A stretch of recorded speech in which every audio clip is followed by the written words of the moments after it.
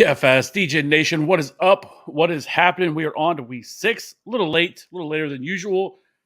Had something to do, like a Chiefs game or something, but whatever. That's neither here nor there. But we are here, we are live, and we are going to talk through this slate. Last week, the lineup we built, if you played it, did well. Scored 197 points. So really worked out. We had Jamar Chase in there who went absolutely nuclear last week, so it worked out. So we're on to a new week. We are a forward-thinking show, so it does not matter what happened last week. So let's go ahead and just peel back the curtains a little bit. Let's start with the quarterback position.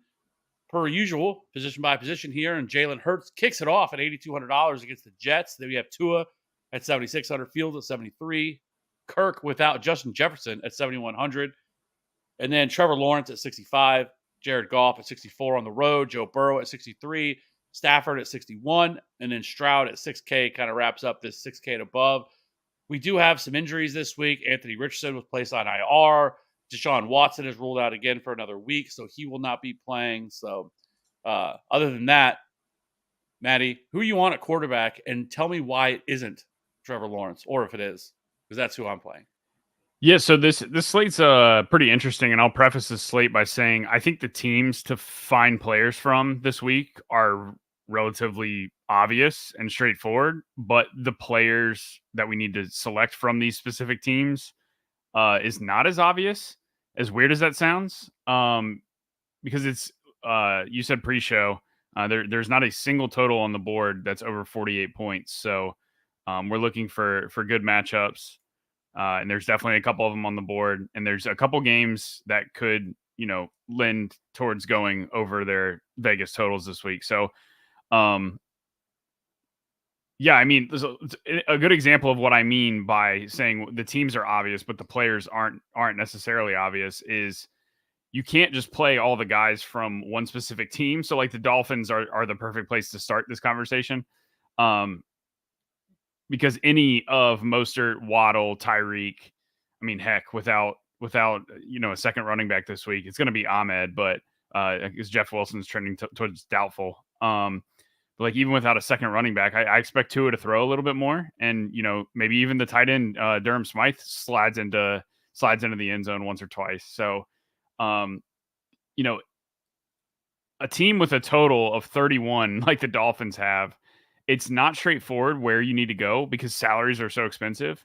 And guys are going to be really popular. Like Mostert's going to be the most popular running back on the slate. But I mean, it's such a good matchup for him. Carolina is the worst run defense in the NFL. And the Dolphins are just running all over everybody right now, passing all over everybody right now. So it's, like I said, it's obvious you want Dolphins. And I would not make a single team without at least one Dolphin, maybe even without two. But you can definitely double stack Tua. Jalen Waddle's going to be 2% again this week. We know he's got 100 yards and 2 touchdown upside. He had 10 targets last week.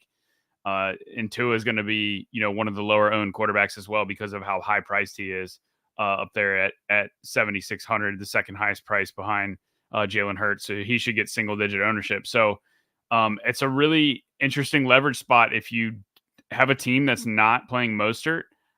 I like the idea of Tua, Waddle, and Tyreek together. So, and you can maybe even slide in some Durham Smythe in there too if you need a value tight end. So I really like the Dolphins double stacks, especially considering Carolina is missing pretty much their entire defense due to injuries, especially in the secondary. So you never want to play the Dolphins even with your starters out there, and you definitely never want to play them with all your backups out there. So. This is an AFC to NFC matchup, which we've seen Miami just absolutely destroy, the defenses that are outside of their division. And this is no different. So I'm expecting the Dolphins to hang. I'll even project them for 40 points this week. I just don't see a way that they don't score a ton of points against Carolina. Carolina just give up 42 to Detroit without Amon-Ra. And Detroit's offense is fine, but they are not what the Dolphins are. So, yeah, I would not make a team this week without at least one Dolphin, and you can maybe even bump that up to 2. So I really like Tua. up at the top. I think Fields is interesting as well, considering the Bears have gonna have mainly one active running back. Deontay Foreman's pretty much the only running back on their roster. I know they have Darrington Evans too, but they pretty much just signed him off of the Dolphins practice squad.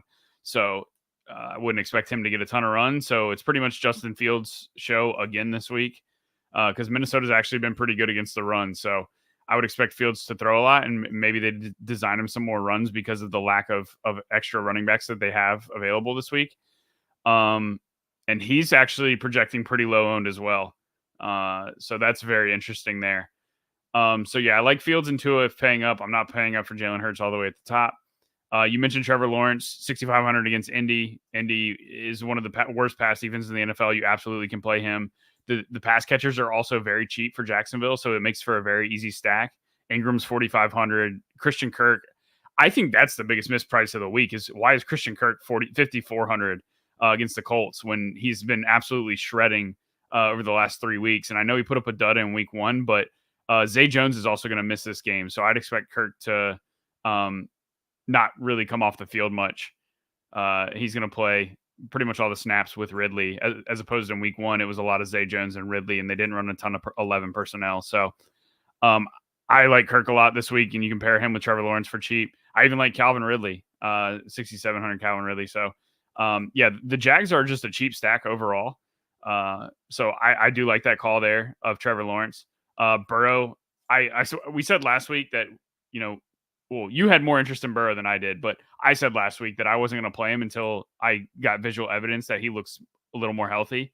And he was actually starting to move around the pocket and, avoiding sacks and was able to be a little bit more mobile. And so I think it was a good encouragement that his calf actually might be feeling a little bit better. So I know those were the reports heading into the last week's game.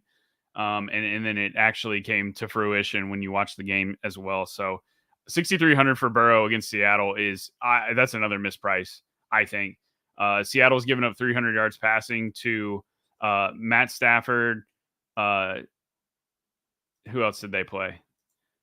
It's every quarterback except Daniel Jones. So Andy Dalton, Matt Stafford. I don't remember who they played week 2. And then they did not give up 300 yards passing to Daniel Jones because he is bad. Week 2 was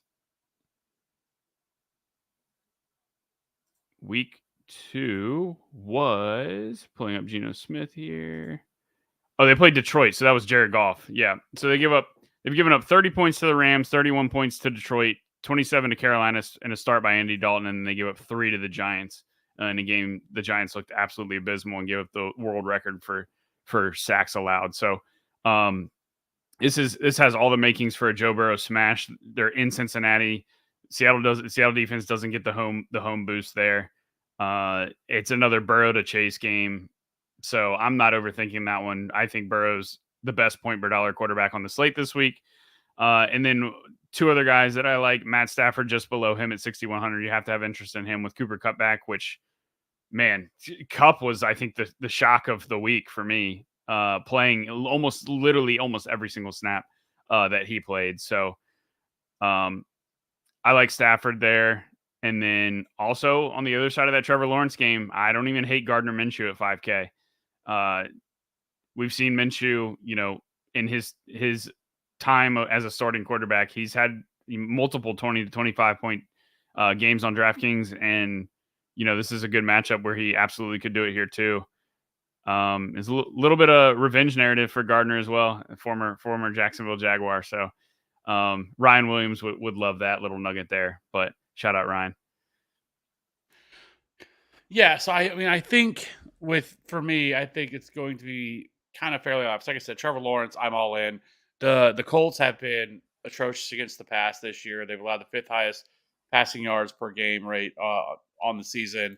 Almost 300 yards allowed per game, 282 passing yards allowed per game to quarterback. So then wide receiver ones absolutely torch the Colts. So I think him and Ridley stack is going to be the way to go. And Ridley's still, he's too cheap. I know he kind of was bumped up early in the season, then he's kind of dropped down because he fell off just a tad. But this is an elite game. Last week, you're seeing Trevor Lawrence come off his best game of the season, scoring 20.7. It probably could have been better, but Travis Etienne robbed some of those with the goal line stuff. But and we're seeing him run a little bit. Like it's not anything elite, but he's getting, and generally speaking, he's had at least 5 rush attempts in every game but one. And the last couple of games, 31 and 42 rushing yards, so that helps out a little bit in terms of his floor. But I just think this game is absolutely could absolutely go off. And I know the last time they played, it was a 31-21. They lost that game. But or no, did they? I think they won that game. Yeah, they won that game. I'm sorry, but anyways, regardless of that, it's still even in that game. He went out and threw 241, 2 touchdowns in that game as well. So I just think Trevor Lawrence is somebody that I'm going to have a lot of. $6,500. Matt Stafford. This is such a dream matchup against this Cardinals because they have the type of wide receivers that you want.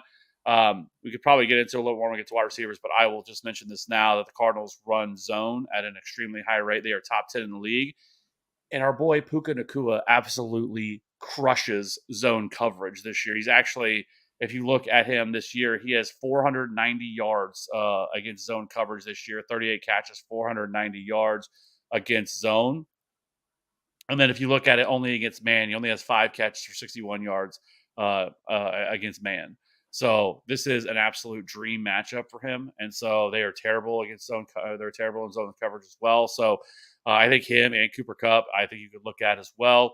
Both really viable options here. Same kind of Tutu Atwell also does pretty well against zone, 18 for 186 as well. So I think you could really go with any of those three that you really want to, but I'm really going to be targeting Puka Nacua over Cooper Kupp, get that little salary discount that's pretty significant. It's almost $1,500 less to get down to Puka. So I think him and Matt Stafford are great plays this week. Really like this matchup against Arizona, and he's still too cheap at $6,100. And then I like that other side. I think Geno Smith, I think, is also a really good play as well. $5,700. If you want to get a little bit of salary savings, I think you could go with him and like a Tyler Lockett or DK Metcalf, and then run it back with Jamar Chase because we'll see if T. Higgins is going to play. It sounds like there's a possibility he could play this week. If he's able to play, he kind of comes in as well. I'm surprised they're going to run T. Higgins out considering they're on bye next week, but it doesn't really make sense. But if that's what they're going to do, but so I do think that Geno Smith is another way I want to go. Like there is some weather situation this week that we should mention. I don't think they're going to be anything significant. There's none of them I think have sustained a plus 20 plus mile an hour wind. We're getting there in some of them. The 49ers and Browns game is supposed to be rain. And I think 15 to 20 with 30-mile-an-hour gusts. The Bears game is going to be, sounds like it's supposed to rain in the beginning and then stop by the end of the game, but it's supposed to have around 15 to 20-mile-an-hour winds. And then the same for the Cincinnati game, but that one I think is a green, at least on if you go look at NFL Roto Grinders weather report. That one doesn't sound like there's going to be any wet or rain either, so that shouldn't be that big of a deal. But there is a couple of games we should monitor. But overall, I don't think there's going to be anything that really stands out as really bad. And then I do agree. I actually don't mind getting to Gardner Minshew. We know he has the capability of putting up 300 plus passing yards. He could do that. We saw it last year when he was with the Eagles. And this is a matchup against the Jags. I think that he could exploit with Michael Pittman, Josh Downs are both. You could run him back with a really cheap stack to get in some other things too. So I'm big on or I have no problem. I mean, playing with Gardner Minshew. I think 40 or 51 or 5K, excuse me, is certainly something we should be looking at. And then I think that's kind of where I'm going to go. Right, like if you want to play Tua at $7,600, I'm not talking you out of it. I mean, the Dolphins' offense has been so elite this year that it's hard to really get away with it. And really, you can maybe make an argument that maybe Tua should be a little bit more expensive because of just the upside. But I mean, he's hit 300 plus yards in 3 of the 5 games so far this year. Touchdowns, he's thrown at least 2 or more touchdowns in 3 of the 5 games. So I mean, he's somebody that could definitely break this slate this week against the Panthers. Now, the Panthers have been better against the pass than they have against the run. Obviously, they've been just dreadful against the run. But I still think, obviously, with Tua, you could get there. I'm not excited to play Jalen Hurts against the Jets. I think that game's going to be really slow. The Jets defense has done a really good job of shutting down some, really good offense. They shut down Patrick Mahomes. They didn't do a whole lot. Josh Allen did absolutely nothing against them either. And so I'm not overly excited to play Jalen Hurts, especially at the price tag. I'll probably be off that game completely.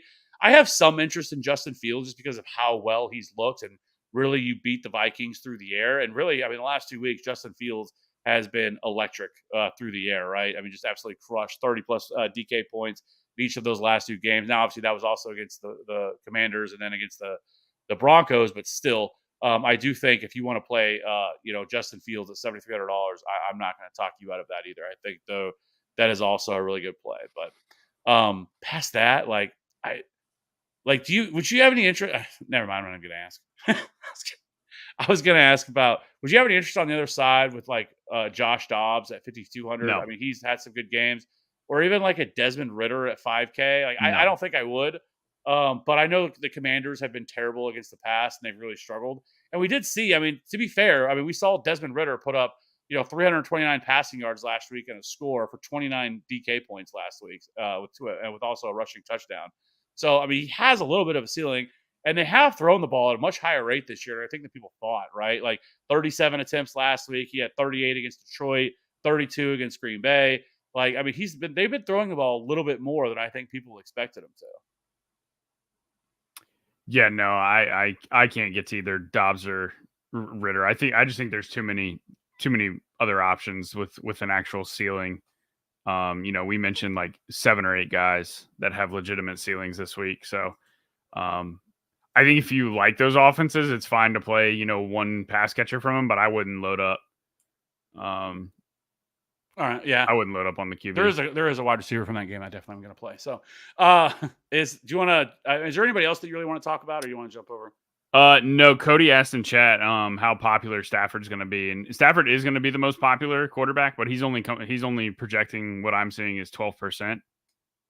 So I think quarterback ownership for the most part is going to be pretty spread out, and it's because all those guys that we just talked about, right? Like there, you can make a good case for probably 6, 7, 8 guys that should be that are in consideration for having ceiling games. So yeah, Stafford and Burrow definitely are at the top of the percentages this week, but it's not. I don't think there's nobody high enough at QB that I'd be trying to come off of them to just jam in somebody else because of that.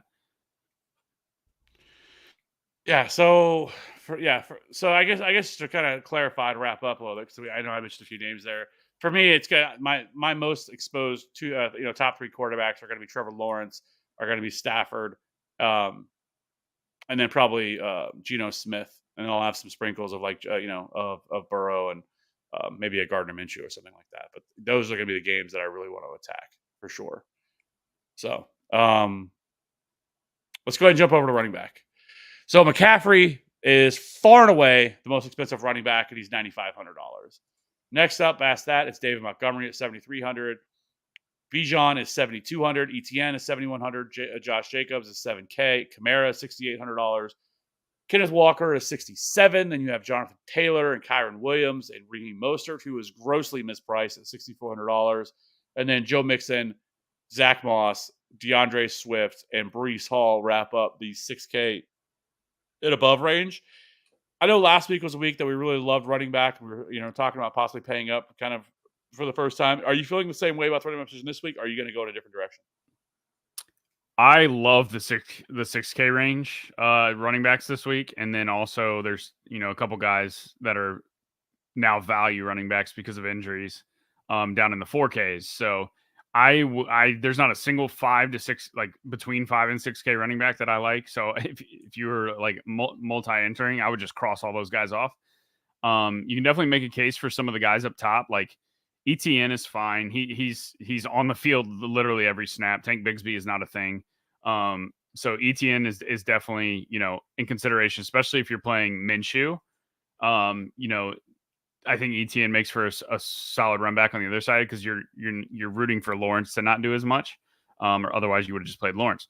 Bijan's in a decent spot against Washington, but I'm not sure I get there.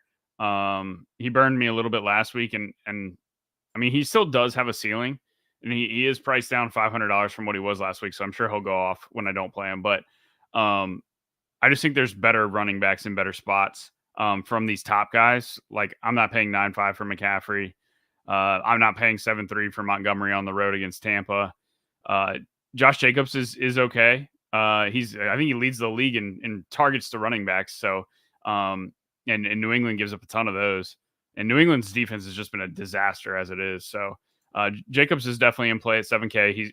He's going to be popular, but running back is just a position where you just kind of you just eat some of the ownership, the chalk, and you just play the guys that are projected to get the most volume and are in good matchups and don't necessarily worry about playing as lower owned running backs as you would at wide receiver and tight end, just because the nature of variance at the position is lower outside of injuries, because it's easier to project running backs than it is any other position. So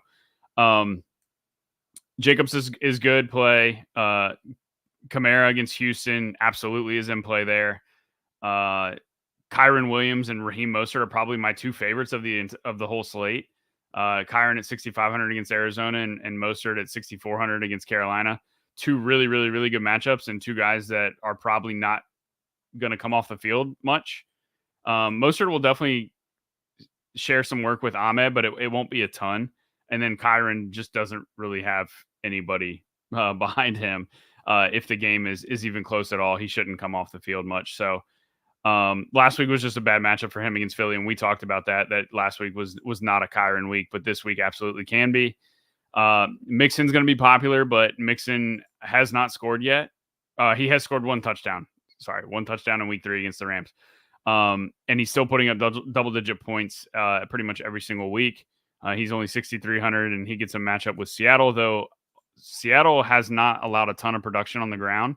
They haven't given up a 100-yard rusher yet, and then they've given up 3 out of 4 300-yard passers. So while Mixon can be involved in the pass game, you really need him to score probably twice to pay off that salary, since he's definitely not gonna hit the 100-yard bonus.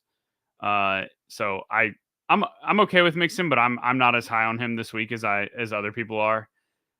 And then scrolling down, that's pretty much it from the 6Ks for me. So there's a handful of guys there that we just mentioned, and then you get to the 4-3, 4-4 range. Deontay Foreman's at 4,400 and Chuba Hubbard's at 4,300. Both guys should be thrust into mega roles with Miles Sanders and Khalil Herbert and Roshan Johnson all being ruled out. So those guys are not necessarily locks at those prices though. I almost like Deontay Foreman's definitely in play. Minnesota has been good against the run. But I mean, he's going to be involved in the pass game too because there's nobody else. And then Chuba against Miami.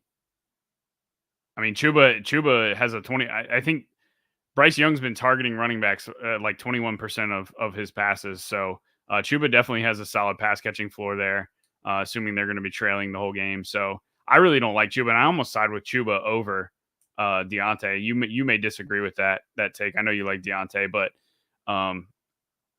I think Chuba has a better floor and ceiling because Chuba can also score. But I don't think all that to say, I don't think either of these 4K running backs are just plug and plays. I don't think they're locks by any means.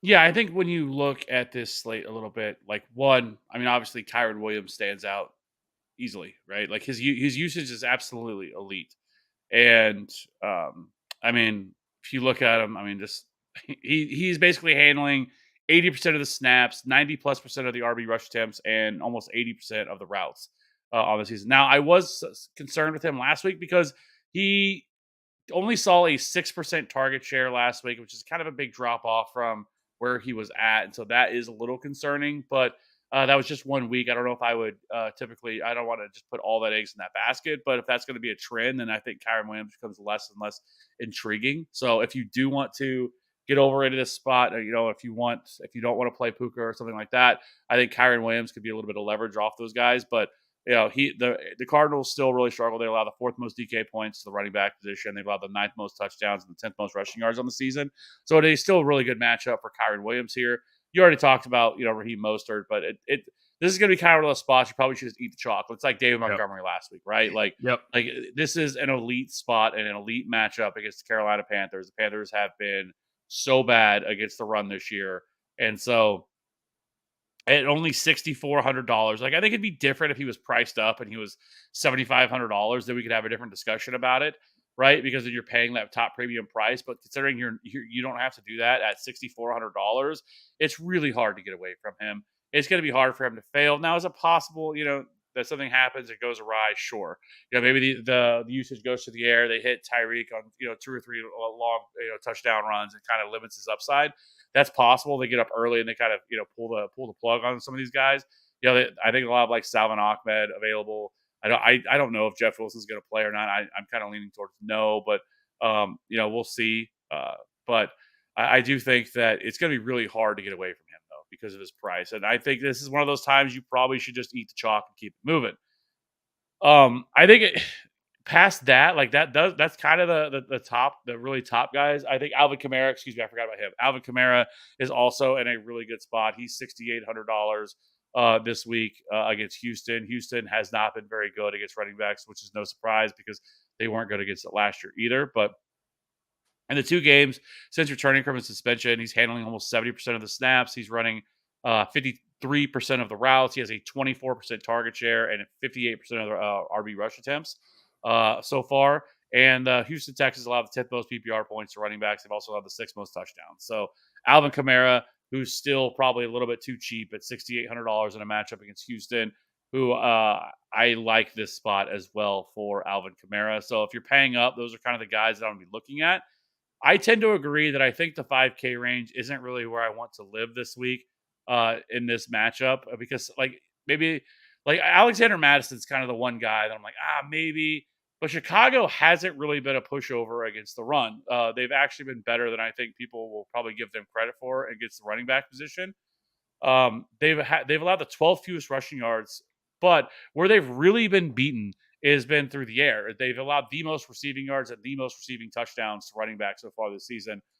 So that's really where you've been able to get them. So if you think Alexander Madison can get there through the air, then yeah, I think that he could actually be in play in this spot at $5,600. And then like Ramondre Stevenson feels like he's just sitting there staring at me because it's a matchup against the Raiders. And the Raiders defense is not very good. You can run the ball against the Raiders. But fuck, Ramondre Stevenson has been so bad. And the Patriots have been so bad. But he's $5,400. Like, would it surprise you if Ramondre Stevenson goes out and scores 20 fantasy points? It wouldn't surprise me. No, it also wouldn't surprise me if Zeke took 2 of his touchdowns either. Yeah, it's just been a super frustrating situation with him because last year he was heavily involved as a pass catcher, and this year it's just not really coming to fruition. But it is a really good spot, and he's super cheap. I think if you're playing in if you're playing high or large field tournaments or something like that, sprinkling in some Ramondre Stevenson at $5,400, I don't mind it. It's not like a flag plant play or anything like that for me, but it's just the matchup sitting there, and it, like I don't know. And maybe I'm a fish for even thinking about doing it, or I'm chasing something here with him, but he's only $5,400. And so it's not that hard to get to. So if you did want to pay down, I think that would be the guy that I would definitely look at. And then when it comes to the super cheap guys, maybe that's why you don't play him because you have these really cheap value here this week with the Deonta Foreman, with the Chuba Hubbard. I actually agree with you. I think Chuba Hubbard of the cheap guys is probably the play you want to go with. Now, what worries the shit out of me is they just get the doors beat off of them by the Dolphins, and then they don't really have to run the ball, and then all of a sudden he disappears because they don't really have to, because they can't run the ball because they're so far behind. But Chuba Hubbard has quietly been pretty solid this year. Now he is a pass catching running back too, so that is something that could come into his favor. But Chuba Hubbard on the year is 14th in yards created per touch. Like he's done a pretty good job against the run this year, and he's shown some explosion and stuff like that this year. So I don't mind him. He's obviously we're not going to see Miles Sanders, and Miles Sanders this year has been a guy who's seen like a 15% target share in this offense. So it really wouldn't surprise me one bit to see a Bryce Young check down to Chuba Hubbard multiple times, in a game like this. But so I do think that Chuba Hubbard would be the preferred way to go because the Vikings have been better against the run than they have against the pass. Like they've done a pretty good job of containing running backs. Now some running backs are getting there on scoring a couple touchdowns, but No Roshan. Sad. I was really hoping to play Roshan Johnson this week, but that's not going to happen. Foreman is fine. Like, I don't think he's going to be involved in the passing game at all. And so I think for me, it would be Chuba just because I think he has a better shot at being involved in the passing game. And then there's the other guy that I wanted to talk about, and that's Emery DeMarcado, who has been all of the conversation on Twitter all week. It has been Keontae Ingram versus Emery DeMarcado. I personally think that Keontae Ingram is absolutely dreadful, and he's been dreadful for the most part in his 2 years of being in the league. Last year, whenever they had the opportunity, I know Adam Schefter tweeted that Keontae Ingram is atop of the depth chart this week, and everybody pays so much attention to that and really cares about it. I don't know why or how many times we have to get burnt by that to figure out that stuff doesn't matter. But DeMarcado last week in limited usage and limited opportunities because the injury didn't happen until later in the game. Saw 4 targets in that game, scored a touchdown. And so at $4,900, maybe you don't have to get there because we have this other value. So maybe we just don't have to get to it because there's other guys that are cheaper than he is. But I do think at $4,900, like sprinkling some in, I actually played him. I have the proof. I sent it over to Maddie last week.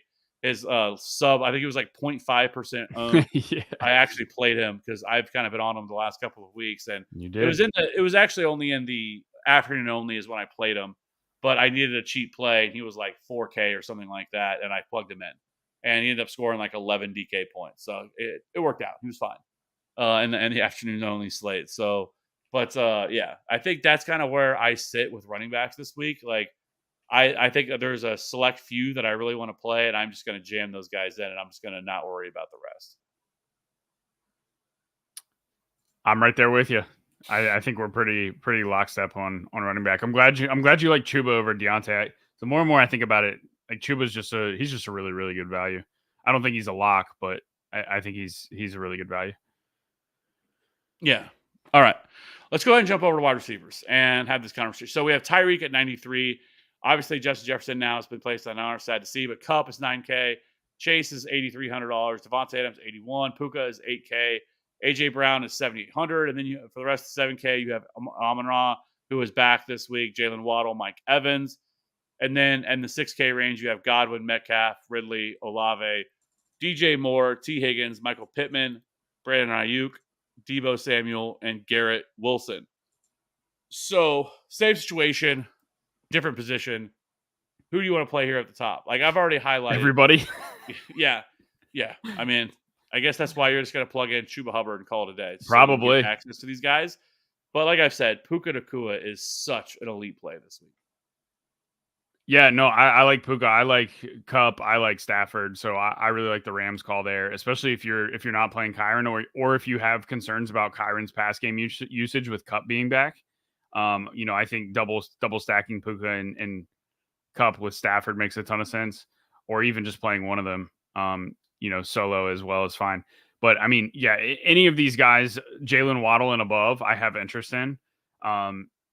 We already mentioned Waddle's going to be 2% against Carolina, with Carolina missing all of their secondary. We know Waddle has a 30+ point ceiling. 7,600 is definitely priced for his ceiling, but if he hits that, he definitely pays it off. Puka, you mentioned Chase. I still want interest still have interest in Chase against Seattle. Already mentioned they've allowed 300-yard passers in 3 of the 4, including to Andy Dalton, and they have just been absolutely shredded by number 1 wide receivers as well. So I really like Chase again, even after his blow up last week. Kupp with his role, we already mentioned it was the most shocking piece of last week was Kupp's role coming back because there was all the rumblings that Kupp was going to be limited. His Vegas prop was set at 58 yards, and then he comes out and clears that 58 yards on the first drive, pretty much. So that was pretty crazy to see that usage right away. So that 9K price tag is definitely worth it. And then Tyreek 9.3 for Tyreek. Whenever a team is missing, one of their main attack points that they've had over the last week, and it being a running back like Achane being out for the Dolphins, they're not just going to turn around and hand Mostert the ball 25 times. And I don't think they want to rely on Ahmed enough to really eat into the pass game. So I think we could see a little spike in 2 pass attempts here. And even in that game where they beat the Broncos 70-20, Tua still threw for 300 yards and 4 scores. So you absolutely can play Tyreek. He scored 30 plus points in that game. They won by 50 points as well. So it's kind of irrelevant what Carolina's going to do. But if you're playing Chuba on the other side, there's a run back there, or even Thielen as well. So um, I like all those guys up top. Then the mid 6K range is interesting as well. Ridley at 6,700 and DJ Moore at 6,500. I like those guys, especially if playing their quarterbacks. Pittman is definitely in play at 63, but I actually prefer Josh Downs. I think Josh Downs is the best wide receiver play on the slate this week from a point per dollar perspective. He has been absolutely Minshew absolutely loves to target him. He had 12 targets with Minshew a couple weeks ago. He had 97 yards receiving last week with Minshew after Richardson left that game early. So I think Downs in this matchup with Jacksonville is a phenomenal play at his really cheap price tag of 4,100, I believe it is. So he's a phenomenal value. And then outside of that, the mid fives are interesting as well. Jacoby Myers in his revenge game against New England. If Devontae Adams is any sort of banged up, Jacoby Myers has seen 32 targets in 3 games that Jimmy G has started. So he's actually kind of been Jimmy's favorite target there. Outside of that one game where Adams had 20 targets himself. But the other 2 games, Myers has kind of been Jimmy's favorite target. So that's kind of interesting there. And he's affordable. Thielen, you absolutely can play him if you want to go all in on Carolina, Miami. Addison is interesting. I'm not sure I'm going to get there this week just because I don't know what his role actually is going to be. I don't know that offense is going to be very good without Justin Jefferson, honestly. And I think we could just see a lot of TJ Hawkinson. And you already mentioned, Madison is in a good spot for receptions to dump off to him. So I don't think Addison is just this plug and play taking over the X receiver role. And I actually think it could quietly be KJ Osborne personally. So Osborne's much cheaper. He's 4,400. And Osborne had an over 100-yard game last year as well. So I wouldn't be shocked if Osborne led the Minnesota receivers in production. So I'm gonna take a wait and see on Addison, because a lot of times we see these wide receiver twos that all of a sudden they're missing the best receiver in the league across from them, and they don't produce as much because that receiver was taking up so much of the attention of the defense. And now these guys, are having to operate as a number one, and they can't necessarily do it yet. And that's not to say Addison can't do it. It's just I think he's probably going to be a little more popular than what I want to play for him, hoping that he can do it. So I'm probably out on Addison, but definitely thought it was worth mentioning there. And then Christian Kirk is another one that's a great play at 5,400. I think that's just too cheap for what his role has been and what it can be this week with Zay Jones being rolled out. So that's pretty much where I'm going to live. I'm not going to go lower than Downs or Osborne this week. And then I'm going to live, there's a couple guys in the mid fives, but mainly the key for me is trying to get as many of those high price guys, Jalen Waddle and above, that I can get.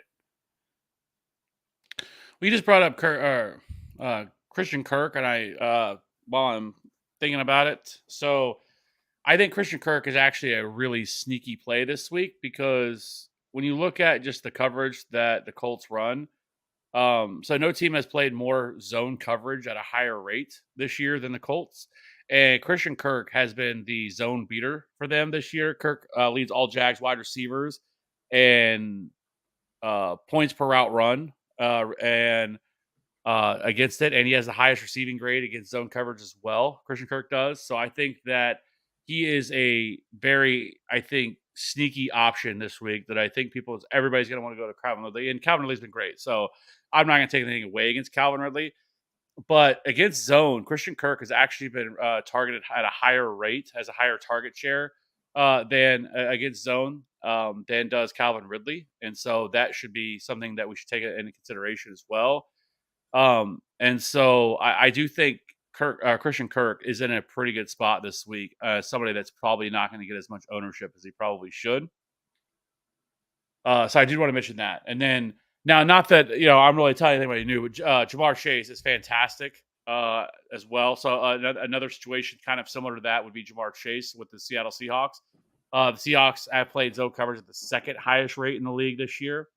The Seattle's also allowed 7.7 yards per coverage target in zone, and that's the 12th highest mark in the league. And then if you look at Jamar Chase, he's averaged 0.46 fantasy points per route run against zone coverage this year, which is the 10th highest mark among all receivers. And it's interesting because if you look at the other receivers in the Bengals offense, they all rank outside the top 75 wide receivers in fantasy points per route run against zone. So I think Jamar Chase obviously is just an elite play, and I wouldn't really want to play anybody else from this offense. I think it's Jamar Chase and then everybody else right now with the way that Seattle does things. And then the other one is Nico Collins. I think he really stands out to me as well when I was kind of looking some of this up. The Saints are playing man coverage at the second highest rate in the NFL. And then the Saints have allowed just 4.05 yards per coverage snap and 4.7 yards uh, which is both the second highest rate in the league. That's against man. But Nico Collins has been fantastic against zone. And this year, he is actually averaging 0.89 fantasy points per route run and earning the third highest receiving grade against zone coverage this year. So I do think Nico it is at a really good spot this week. I know people are going to see the matchup here with kind of the Saints and think that they're going to be kind of worried about this, but they play zone at a really high rate, and Nico Collins has crushed zone coverage this year. So I think he is also in a really good spot this week. And then obviously I already talked about Puka, who has absolutely annihilated zone coverage this year with 490 of his receiving yards coming in zone coverage. So I think those are kind of the guys that really stand out to me up top that I really want to get access to. I do think if the weather was a little bit better, I think Brandon Ayuk would also be in play at $6,200. I do like that, but the weather just scares me away from. I don't think you need to go there in this game. But Drake London is another guy that I really wanted to hit on. $4,800. I know a lot of people aren't going to want to play Drake London because it's the Falcons and everything else, but the Commanders have been so incredibly bad against number one wide receivers this year. They have just been absolutely annihilated by them. We just saw DJ Moore just go the fuck off against them. They have just really, really struggled against those guys. I mean, Stephon Diggs did the same thing, and obviously those guys are a little bit higher of a regard than Drake London is. But Drake London is in a fantastic spot, and he's only $4,800. And like I've said, this Falcons team is actually throwing the ball at a much higher rate than I think some people are going to give them credit for. So $4,800 Drake London, I think, is going to be in play for me as well at that price. So I think he does make a lot of sense here in that matchup. And then Curtis Samuel. If you want to run it back with somebody, Curtis Samuel is going to be the guy at $3,700. The Falcons are terrible against slot wide receivers. So basically, you want to funnel everybody funnels everything into or that's what they're trying to do is funnel everything into the middle of the field. Their outside corners have been elite this year. AJ Terrell has been fantastic. So I don't want to play anybody on the outside from the Commanders, but I think on the inside, I think looking at Curtis Samuel at $3,700 is just too fucking cheap. And he scored 18 DK points each of the last two games. He's been involved a little bit as a runner too. So I think Curtis Samuel, I think is in play as well at $3,700. If you really want to get cheap at wide receiver, I think you could look at him. And I don't know, maybe I'm crazy here for even mentioning this, but Rondale Moore, I'm kind of intrigued, right? They're without James Conner. They've been utilizing him a little bit as a runner this year, out of the running back position. He did so at college. It's kind of something he did quite a bit. He's seen, three attempts in a couple of different games. He actually last week he had 3 carries for 50 yards. And he also against Dallas, he also had 3 carries for 54 yards. So like at $3,500, if you're wanting to get a stack here and a cheap run back like Rondale Moore, like it wouldn't surprise me if they bump that up a little bit more without James Conner now that he's out of the lineup, and you're going to be leaning on Keontae Ingram and Amari DiMercado, that maybe you give Rondale Moore. Maybe it's Galaxy branding a little bit, and I'm just kind of overthinking it. But $3,500 Rondale Moore could be kind of an interesting spot to maybe possibly get there because he's had some useful weeks this year. I mean, week 3 against Dallas, he had 16.2. Yeah, he had that 3 for 54. He ripped off a 45-yard touchdown on that, and then he also last week against Cincinnati he had 10.6. So there's something there. He's seeing a little bit of targets as well. So I don't know. Maybe $3,500 Rondell Moore. I think is kind of interesting too. Yeah, I mean, I definitely don't hate it. You've definitely suggested worse plays before, so and they always hit though. So just know that they always hit. Never better. We haven't brought it up all year, but Tyler Croft will always go down in infamy for me of the best call I've ever had. Double tutty. Yeah, it went and I remember there was a couple other shows that were like shitting on it because I know that on that take, and yeah, and then I got to say what?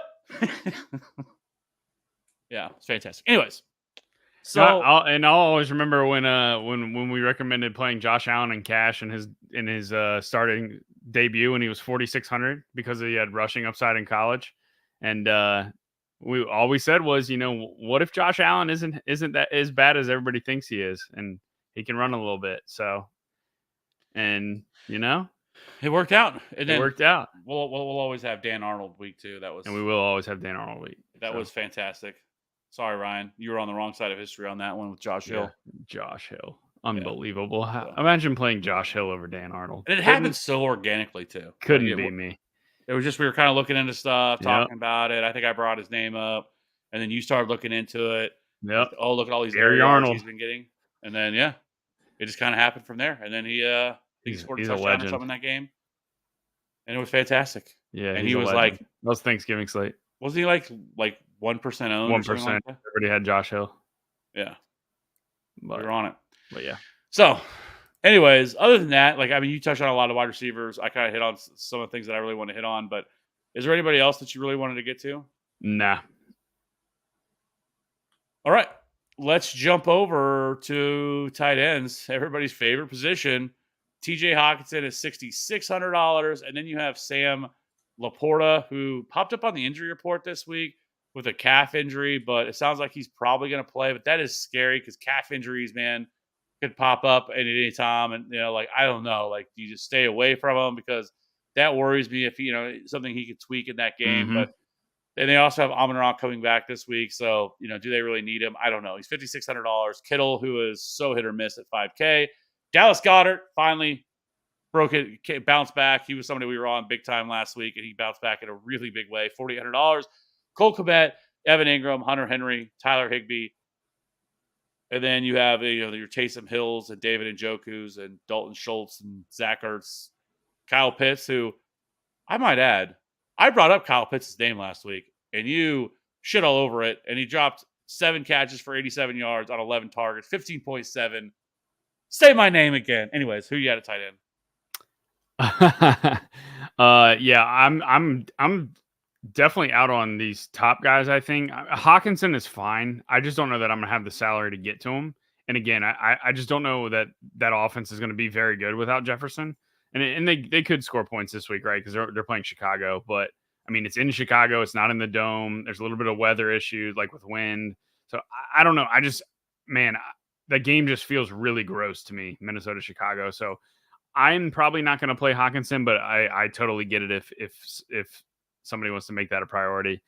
I think where the highest price guy that I like is Evan Ingram at 4,500, and we've talked about these Jags being cheap.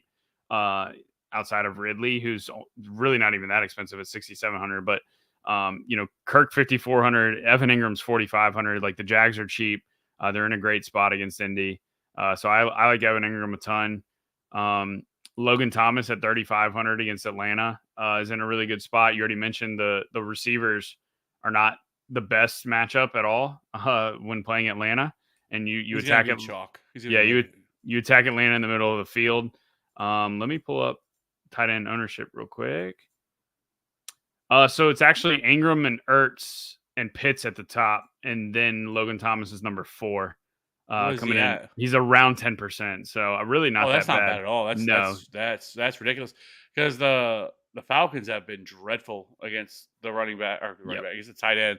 Only the Jets have allowed more to tight ends this year than the Falcons have. Yeah. So the Falcons have So been really bad. yeah, I mean, like you said, the Falcons want to funnel everything to the middle of the field. And Howell has shown that he will pepper Logan Thomas with targets. So I really don't hate that at all. I mean, he's got targets of 11, 3, 3, and 8. And I think the Denver game was when he got the concussion.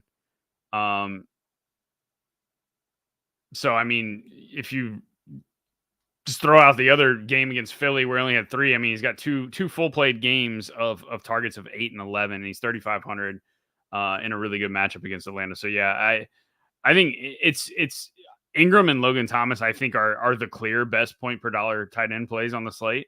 But there's obviously tight end is weird, and touchdowns matter. So if you're playing Minshew, I think Kyle Granson is in play. 2,900 there against Jacksonville. Outside of that, I think tight end is pretty gross this week. And I mentioned Smythe too. So if you play Tua, I don't hate Smythe as well against Carolina. Yeah, I mean, Goddard's also an elite spot. The Jets have been the worst team against tight ends this year. They are allowing a touchdown per game to the tight end position, 5.4 catches, 57.8 yards, and 1 touchdown per game to the tight end position, 17.2 points. But I do think that Goddard again, I think is in a good spot, and then you're gonna have to play Logan Thomas. It's just a really good spot for him, and then I agree with Evan Ingram. So I think those are kind of the obvious names. Like if you want to get a little bit different, like especially a part of a stack like Noah Fant, I think you could get to him. He has a little bit of upside here. He hasn't been great. He hasn't really put together like a solid game. He hasn't scored a touchdown, but he's been involved, and he's only 3K. So like again, like we're kind of big proponents of when you're stacking. A part of your stack include the tight end for them to get there. So I do think that somebody like Noah Fant could be in play. I agree with Kyle Granson as well. Is also probably one of those dudes that you could look to play. But I think past that, like there's no like real like bottom of the barrel tight end that really stands out to me. I think that's as low as I would go.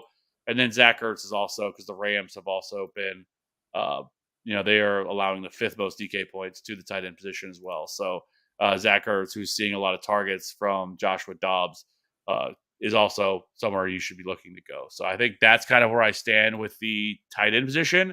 So let's go ahead and jump over to defense and scroll all the way down to the bottom because that is what we do. I mean, how could you not love the line? How in the fuck are the the Lions only $2,700 against the Bucks? I don't even hate the other side of that game too. The Bucks 2,300 against the Lions. Yeah, on the because you got road. the narrative of Goff, who's really struggled on the road. Yep. And he really has. I mean, even this year, it's carried over. It's been the same thing. On the road, he has been substantially worse on the road than he has been on at home. So, And the Bucks. the Bucks D, you look at their game logs, they've been positive in every game, and they even had 5 against Philly. So, I mean, yeah, the Bucks are only $2,300. Like, yeah. And I even this is gonna sound crazy, but I don't even mind the Browns. I mean, the Browns defense has been awesome this year. Like they can get to the quarterback. They can produce a ton of sacks this year. And I mean, we've seen it. Obviously they haven't played a ton of like elite defenses, but I just think that they can do enough. This game's going to be kind of gross. All it really takes is a fumble or something like that. But $2,200 Browns. If you want to kind of go off the board a little bit, I think you could look for them. But Lions, Bucks, either one of those teams are certainly in play at their price tag. The Texans, if you want to get there at $2,900, you could look to do that. But it's kind of it. Like I'm not paying up for any of the tight ends. Like I think for me, it's pretty straightforward. I'm going to take a shot on one of these teams that I know that gets to the quarterback, like the Lions, at $2,700. And then, like I said, I think I totally agree with the Bucks. Sweet, sounds good to me. All right, well, just some lockstep. I don't know if this is a good thing or a bad thing. We're going to find out.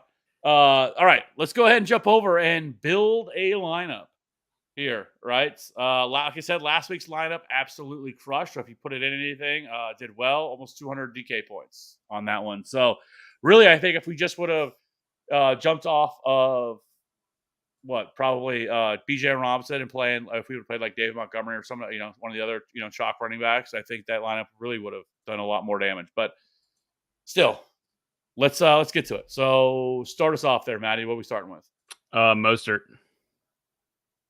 All right. I'm just gonna go ahead then and lock in. Let's see, Mostert 64. Wide receiver, I'm gonna lock in Puka. All right, let's play Stafford then. Love that. $6,100. Just go ahead and get it.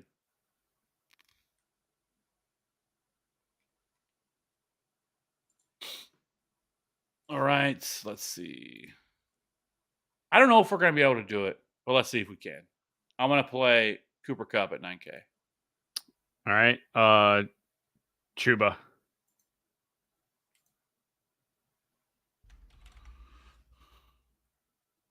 This won't be so bad. So tight end. I'm going to run it back with Ertz. Bucks D.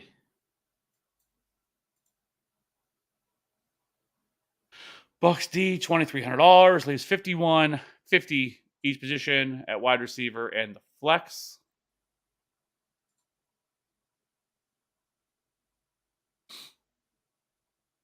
I think we could do this. Yeah, I'm going to go Christian Kirk at $5,400.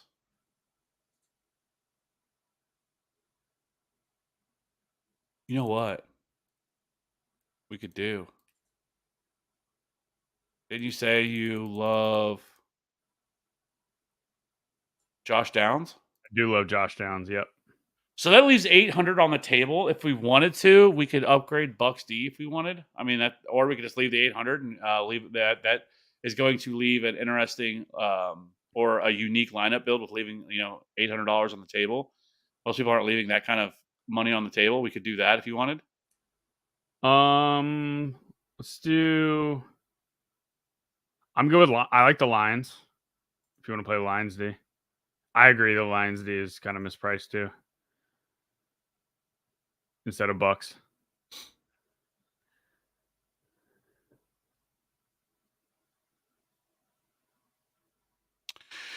All right. We're gonna lock this one in. So Stafford, Mostert, Chuba, Puka, Cooper Kupp, Christian Kirk, Zach Ertz, Josh Downs, Lions D. I think if you wanted to make any changes, maybe you could may mess around a little bit with like not playing Kupp and playing like a Jamar Chase or somebody like that who's higher priced, and then maybe pay up from there to get a different wide receiver, whether it's Downs or Kirk or something like that. But I just want to see. I just want to see one thing. It's just one thing. I don't think it's going to work. I always got to mess with something.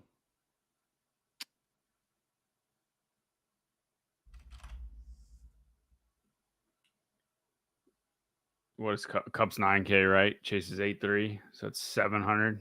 We had 400, so that's 1,100 to play with.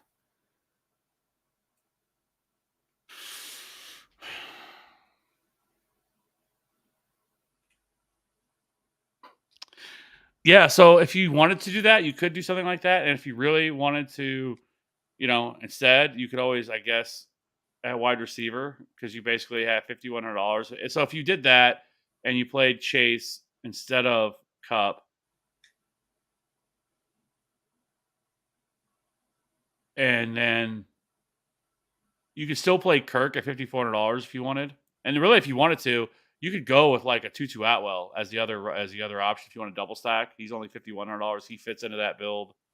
And then there's other guys that we talked about like Drake London, or even still just Josh Downs. I mean, you could just keep. I love Downs. I think Downs gets his first 100-yard game. Yeah. So we could do that, and really, like I said, if you want to leave money on the table, I think that's smart. So I just think with this build, there's a lot of different things you could do. That's all I was saying. That's what I said. It's an easy week from a matter of which teams you want players from, but it's actually a hard week from figuring out which teams fit the build right. Because there's a lot of good plays. which is weird because the highest total is 48, but there's a lot of good plays. No, I agree because even like I was saying, like if you wanted to, like if it, honestly, because that left $1,100 on the table. Like if you wanted to go pay up for a defense at that point because you don't want to mess the Like rest the of the 49ers against PJ Walker in 30-mile-an-hour winds. we can't get to that. You wouldn't be able to get up to that. That's you're a couple hundred short, but you could play the Eagles against Zach Wilson. It's, And the Eagles, they've been getting at the quarterback at a very high rate. You could play them at their price at $3,800. So that's probably what if I was going to do anything, that's probably what I would do just because their price. But anyway, that's really all I was saying. Like I feel like there's a lot of different ways you can go and yeah. still feel really good about your team. Mm-hmm. So yeah, so we'll make this changes back. I'll lock it in because the only thing that would worry me is with Puka and Cooper is like, can they both get there? But then it gets last like they both scored 20 plus DK points. So and Cup, they only scored one touchdown between the two of them. Like Cup scored 22 without any touchdowns. So you give him 2 touchdowns, which pushes Stafford up to what, 3 or 4. That's what you're looking for, right? Out of Stafford. When you play him is you want a 300 yards, 3 touchdown game, which is absolutely possible. And if that happens, Cup's probably catching 2. He's probably going for 100 yards. And Puka can definitely go for 100 yards and he can get the other touchdown because the offense is so consolidated. So, and especially when you're not playing Kyron Williams, who is going to be popular, it's great leverage because the Rams are in the highest total game of the week, but they're also one of the biggest favorites of the week. So they have I think it's the second or third highest team total on the slate. So I really don't hate going, full blown Ram stack. yeah, they have the second highest on the slate because it's the Dolphins at 30.75, which actually has dropped full point. But and then you have the Rams, who've actually been bet up over 1.5 points. It's one of the biggest movers on the week.